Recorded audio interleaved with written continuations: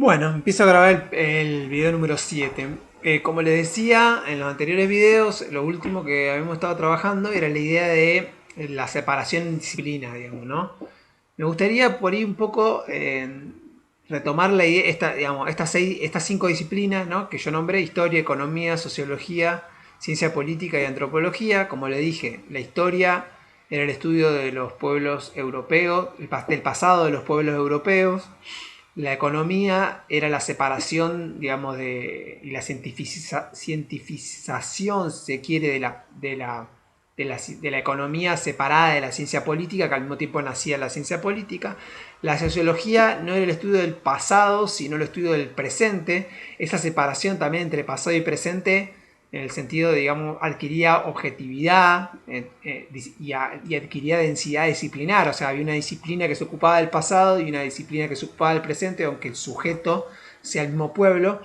La antropología, en cambio, era de los no europeos. Esto es muy importante, y acá quería retomar porque tiene que ver con esta idea, digamos, de los otros, ¿no? Que yo les planteé al principio de los videos con el descubrimiento de América, etcétera. Un tipo de conocimiento del otro, pero que también era una tecnología, digamos, así como la ciencia política y la economía eran tecnologías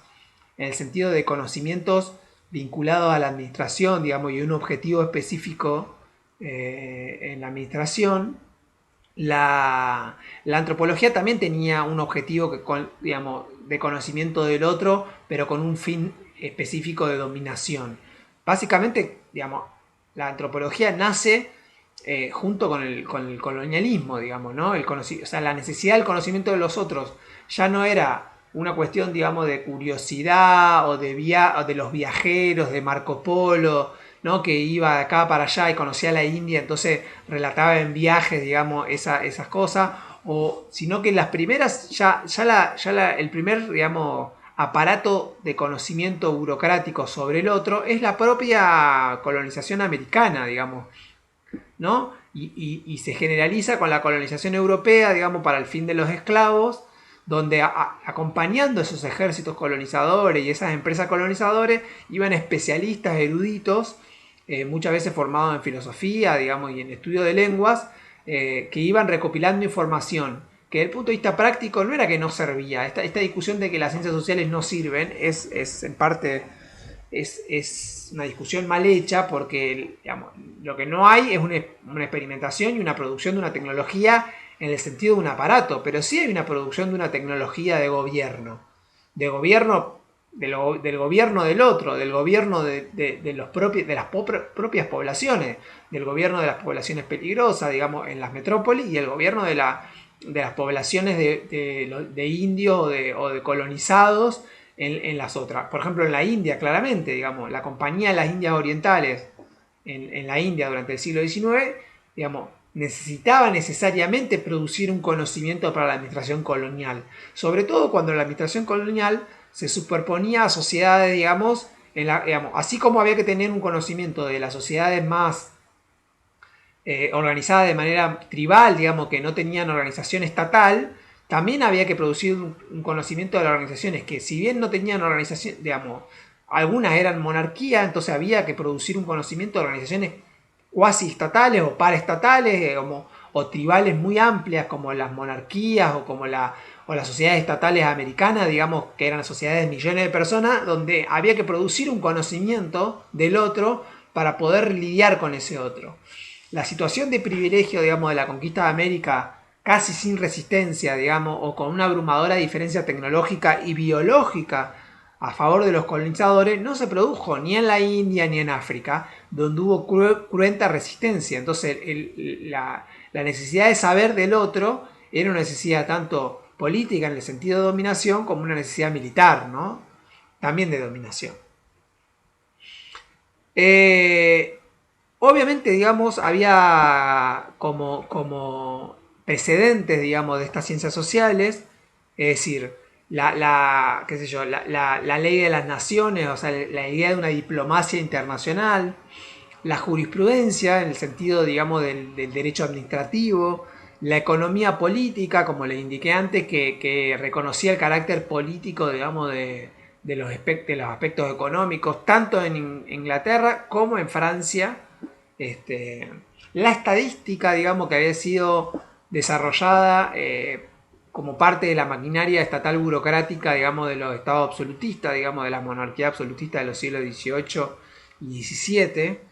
y la ciencia administrativa. Todas estas, digamos, eran como los precedentes del conjunto de las ciencias sociales, incluyendo la historia, digamos, que ocupa un lugar importante porque ya tenía antecedentes, digamos, de una historia teológica durante la Edad Media y de una historia secularizada durante la Ilustración, pero no es el objeto, digamos,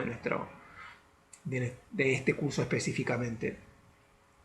Entonces, para la economía política, que se separa en economía a secas, ¿no? Y por otro lado en ciencia política, el comportamiento económico era entendido así como el reflejo de para la economía era entendido como un reflejo de una psicología individual universal, ¿no? El individuo como unidad de análisis abstractamente pensada, digamos, ¿no? Porque, digamos, un individuo aislado, digamos,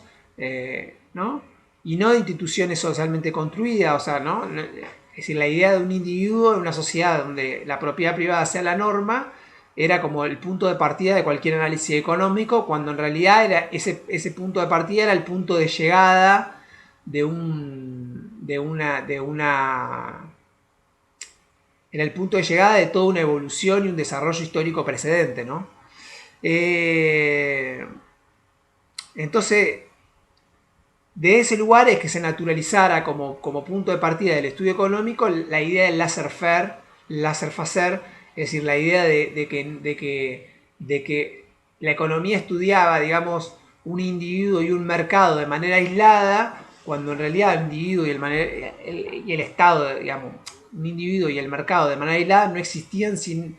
un Estado que organizara ese estado de cosas y garantizar ese estado de cosas por medio de un aparato de legislación, un aparato burocrático, un aparato militar, un aparato jurídico, etcétera, digamos, ¿no?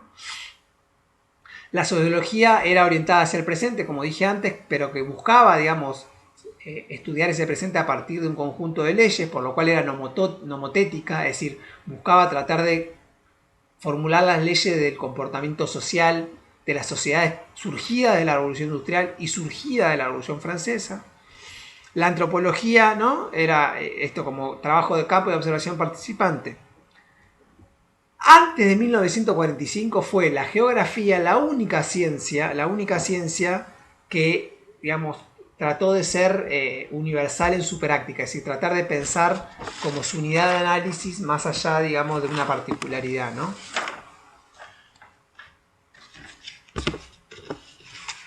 Como le decía, las ciencias sociales, esa digamos, vocación de la geografía había sido más bien descuidada por las ciencias sociales, porque el espacio y el lugar no tenían una importancia. Recién va a ser en el siglo XX, con las dos grandes guerras mundiales, o sea, el colonialismo del siglo XIX, el espacio está subordinado como un espacio de dominación a partir de la antropología, o inclusive la geografía también va a ser el estudio, digamos, de los lugares de conquista, ¿no? Pero recién en el siglo XX, con la explosión de la Primera y la Segunda Guerra Mundial, el espacio va a ser reconsiderado en el sentido, digamos, de como un rol, en su rol y en su efectividad, digamos, en la práctica, digamos, y en la vida de las sociedades contemporáneas. ¿No? Como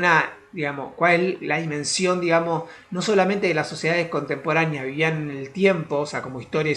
sociología, sino que también vivían en el espacio, como geografía y como geopolítica, ¿no? De esa manera, la psicología también va a ser otra de las disciplinas que se institucionalizan durante el siglo XIX, pero con la característica de que hubo una separación, digamos, donde la parte biológica de la psiquis se separó de la parte, digamos, mental o anímica, digamos, del estudio de la personalidad del individuo, que al mismo tiempo, si ustedes se piensan, son expropiaciones que le realiza la ciencia social al pensamiento religioso. Es decir, la idea de que la conciencia pasara a ser algo materia, digamos, de tratamiento y estudio de la ciencia, independientemente de la valoración que nosotros hagamos de esa ciencia, Es decir, era un escándalo desde el punto de vista, digamos, de la incumbencia de la religión. O sea, no solamente ya, ni siquiera en el terreno de la moral, o sea, la psicología, no se trataba de una filosofía moral, como había sido históricamente, digamos, la filosofía, una parte de la filosofía, sino que se trataba del estudio de la conciencia vinculada a prácticas sociales, como las prácticas de sociabilización, la educación, la familia, la sexualidad, que quedaban bajo la esfera, digamos, de la ampliación de los campos del saber humano. Entonces, el propio humano, que se divorciaba de la naturaleza, ese divorcio de la naturaleza al mismo tiempo posibilitaba el estudio de sí mismo, no ya del otro, sino de sí mismo, del ser humano, de las sociedades metropolitanas, producto de la revolución industrial y de la revolución política, el estudio de sí mismo y esas condiciones mentales de ese sí mismo, de la conciencia de ese sí mismo, que se hacían posible por medio del psicoanálisis, que en su vertiente, digamos, más biológica,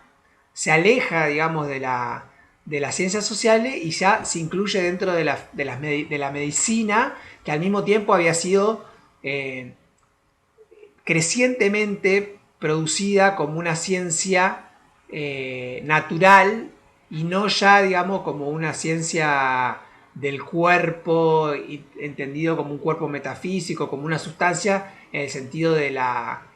ciencia de la medicina aristotélica de la Edad Media, sino que era a partir de Gassendi, digamos, básicamente en la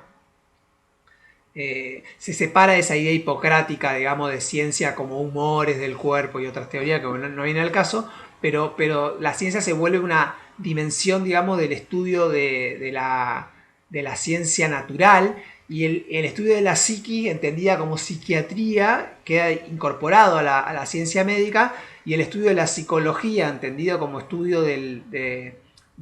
los aspectos no biológicos del comportamiento quedan, digamos, quedan en una esfera separada, que es la esfera de la psicología, con sus diferentes escuelas, etcétera, y sus disputas, digamos, ¿no? En el siglo XX ya, ahora me voy a pasar al siglo XX, pero lo voy a hacer en un video separado, así que